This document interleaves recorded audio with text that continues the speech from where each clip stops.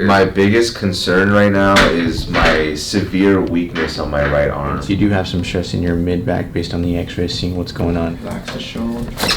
Nice job. There it is. Hey, yo. We got some issues here, right? Yes. Where do you feel? I know we got some stuff going on the arms. I know we got some stuff going throughout your entire spine, but where's the biggest thing that you're My biggest concern right now is my severe weakness on my right arm. on the right side? Yeah, Okay. I can't. Just when I lift anything, I just feel a lot weaker to the point where like it just almost feels like it's like almost like a deformity going on in my shoulder. It just won't, like when I look at myself in the mirror, it starts to look deformed on my shoulder. So are you talking about more up in this area? Yeah, it just feels very weak. You know, Okay. pain wise, lately it's been minimal. I would say probably like 1 or 2 out of 10 at best. It's just the weakness that I'm just very more weak on my right side. Any pain in the neck or discomfort in the neck? Not at rest, but it does hurt slightly looking up. And if I look down for too long, like more than like a minute or two, it starts to hurt. Okay. It hurts slightly when I look to the left, but then no pain when I look to my right. Okay, so more so to the left. When you look to the left, where do you feel that pain at? I feel it here and here. Okay. Kind of like here, yeah. All right. I feel it kind of stretching a little bit. Yeah, so you definitely have those muscles, like the trap muscles going on. You also have the levator scap muscle, so that attaches to your scapula. The one that seems like it's the one in concern is going to be your trap right here. Especially as you kind of look at your shoulders, you do notice a difference here. Now this side, you can see it's a little bit more elevated. And then this side seems to be a little bit lower. So you are right in the sense that there is some stuff going on in terms of the tissues and the muscles.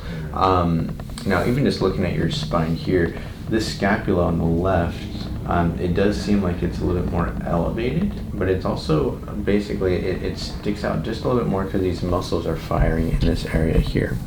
This side doesn't seem like it's as prominent, and again, so it could just be that one side is too tense, or it also could be that the one side is too weak. And so as there's interference, you do have some stress in your mid-back based on the x-rays, seeing what's going on in these two areas right here.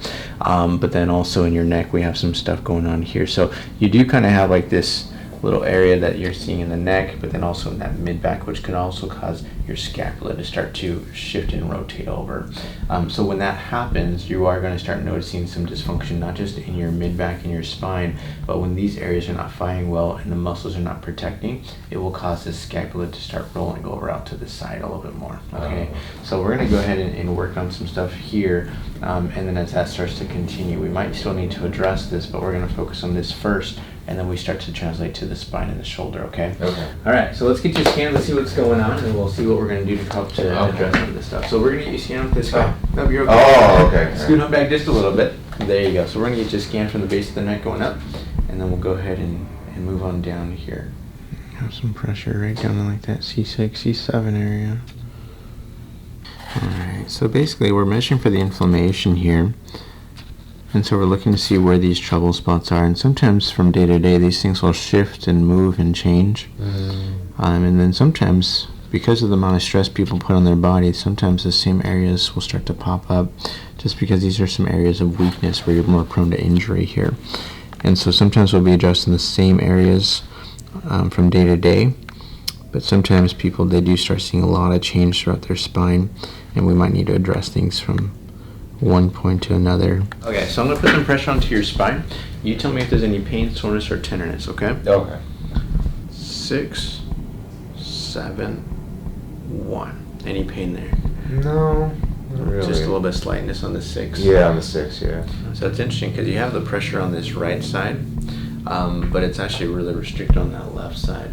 So we're going to work on this because when that thing rotates, it can start pulling some stress over here. So we're going to work on that C6. We're going to go from the left side here. All right, so I'm just going to go all the way back. You've been adjusted before? This is the first time? First time. Nice. So when we get some movement in the joints, you might hear some poppy noise. Okay. There's gases in every joint in your body, whether it be your toes, your knees, your knuckles, your spine. So when you move that joint, that gas can get released, and that's why you hear the poppy noise, okay?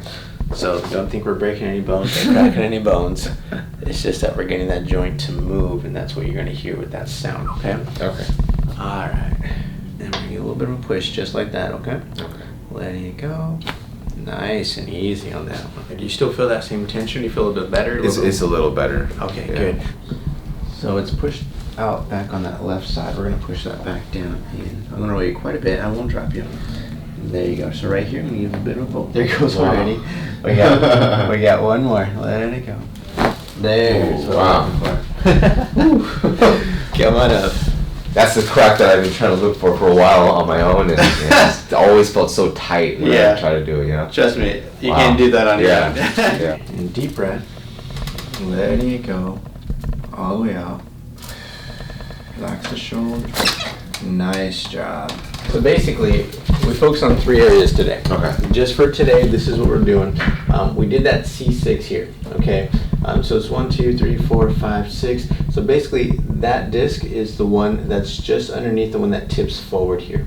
Now, we can't work on that because if I push that forward, it's going to go even further. Okay. So the C6 is the one underneath, so we're kind of scooping that underneath to try to get that pressure off of that spine, pushing that joint in the right direction. You should have a curve like this. Your spine goes backwards. Yeah. Okay, we want to take off some of that pressure right here. The second one we did was your tailbone. This is a lot of rotation in that sacrum here, P11. That basically means your pelvis is really out to that side. We're pushing that thing back in because it causes the rotation on that lower back. So as we correct what's going on here, we're hoping that's going to help to create more stability in that lower back. The last one was your T3 in this area. This is where it's kind of going out to the side, and then it kinks this way. We're trying to get that back into the center here. Okay. So we got some movement in the spine, some movement in the joints. With that, because it's been that way for such a long time, you can feel some soreness. So ice is the best thing for you. Okay. But then also on top of that, walking is the best form of exercise right now. I know you're really big into the weights and stuff. Walking or just get some movement in the body, whether it be cardio or something, just getting movement. Okay. Any questions for me? No, you guys answered all my questions already, so. Cool, man. Yeah. Well, Thank you so much. Yeah. I really appreciate it. Yeah, my pleasure, man.